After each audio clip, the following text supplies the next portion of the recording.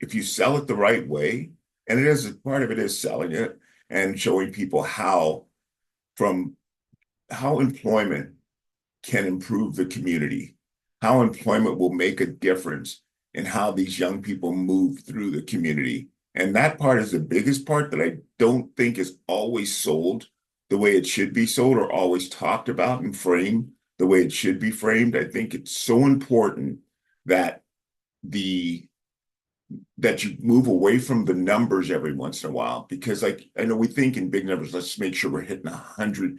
Can you employ 100 people? Then you're so successful. But if you employ 100 people and all those kids just kind of just get pushed through the program with not any intentional kind of skill development work, then you've just developed 100 kids that are just going to be, when they come out of it, no other skill set than just, I just did that and I got paid for it. And I'm not really sure what I learned or anything. So it's really creating a false sense of what employment is like. But if you have a program and you push 10 kids through it, 10 young people through it, and they really come out with a skill set, and I think I would just say anecdotally, most of those young people that I've been around that have developed that skill set give it back to the community. And so what you're going to get is 10 people. And I know those numbers don't sound big, but they actually exponentially will have an impact on the community because they'll start to think about it that way.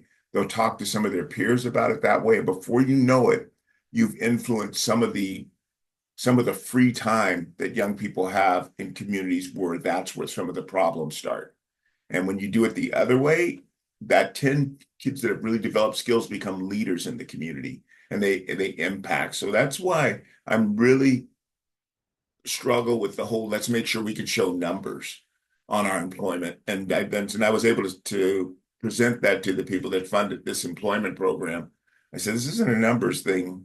This is really about us impacting, a small percentage of young people's lives, and they're going to go out and do the same, and it's going to do the same, and it's going to be over time. It's not going to be a 1 year Yahoo, but it's going to be a 10-year, 20-year impact.